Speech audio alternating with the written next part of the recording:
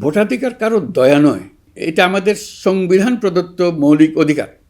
একটি অবাধ ও সুষ্ঠু অংশগ্রহণমূলক নির্বাচন নিশ্চিত করা শুধু সরকারের দায়িত্ব নয়, এটি রাষ্ট্রের প্রতিটি নাগরিকের দায়িত্ব। ভোট কেন্দ্রে দায়িত্বরত কর্মকর্তারা শরীরের সাথে সেঁটে রাখা ক্যামেরা ব্যবহার করছেন।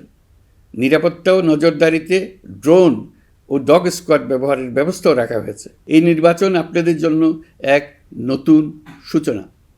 আর আমাদের তরুণরা, যাদের স্বপ্ন, মেধা ও শক্তি আগামী বাংলাদেশের ভিত্তি, এই ভোট আপনাদের প্রথম সত্যিকারের রাজনৈতিক উচ্চারণ।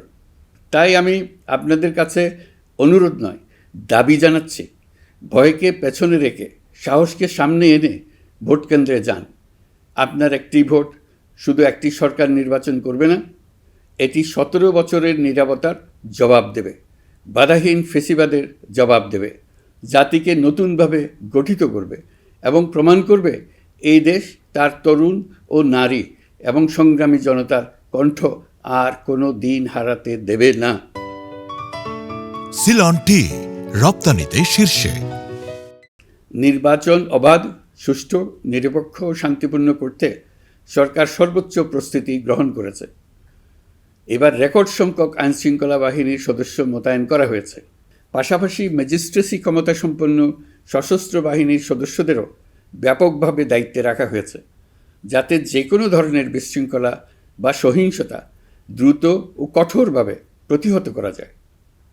আমি গভীরভাবে বিশ্বাস করি, তারা সকলেই ঈমান, দেশপ্রেম ও কর্তব্যনিষ্ঠায় উজ্জীবিত হয়ে তাদের উপর অর্পিত মহান দায়িত্ব সুষ্ঠু ও সুচারুরূপে পালন করবেন।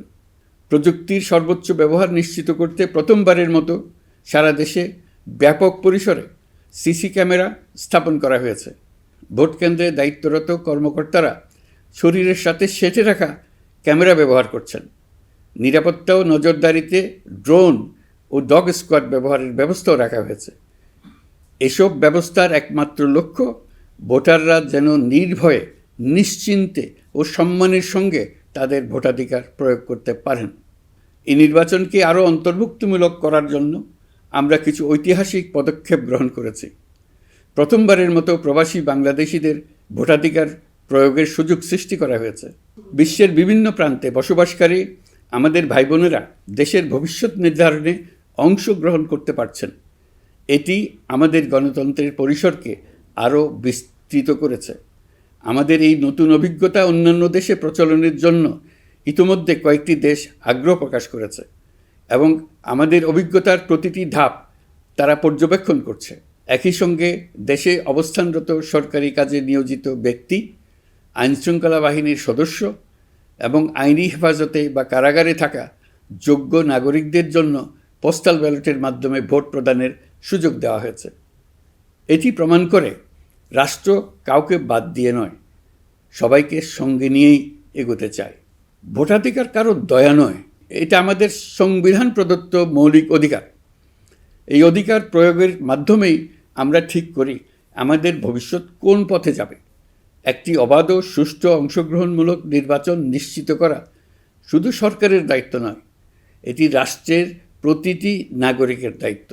রাজনৈতিক দলগুলোর প্রতি আমি অত্যন্ত স্পষ্টভাবে বলতে চাই, আপনারা দলের কেন্দ্র থেকে তৃণমূল পর্যন্ত সর্বস্তরের নেতাকর্মীদের দ্ব্যর্থহীনভাবে নির্দেশ দিন যেন কেউ কোনো ধরনের বিশৃঙ্খলা, সহিংসতা, ভয়ভীতি প্রদর্শন, কেন্দ্র দখল, ভোটে প্রভাব বিস্তার করা কিংবা উস্কানিমূলক কর্মকাণ্ডে জড়িত না হয়। কেউ যেন সোশ্যাল মিডিয়াতে বা অন্য কোনোভাবে গুজব না ছড়ায়। রাষ্ট্র কোনোভাবেই এই ধরনের আচরণ সহ্য করবে না। ইতিহাস আমাদের শিক্ষা দেয়, একটি ত্রুটিপূর্ণ, প্রশ্নবিদ্ধ বা সহিংসতাপূর্ণ নির্বাচন শেষ পর্যন্ত কারো জন্যই মঙ্গল বয়ে আনে না, বরং দেশের সর্বনাশ ডেকে আনে। যারা জনগণের মতামত উপেক্ষা করে শক্তি ও অনিয়মের মাধ্যমে ক্ষমতায় থাকতে চেয়েছে, তারা সবাই শেষ পর্যন্ত জনগণের আদালতে কঠিন জবাবদিহিতার মুখোমুখি হয়েছে।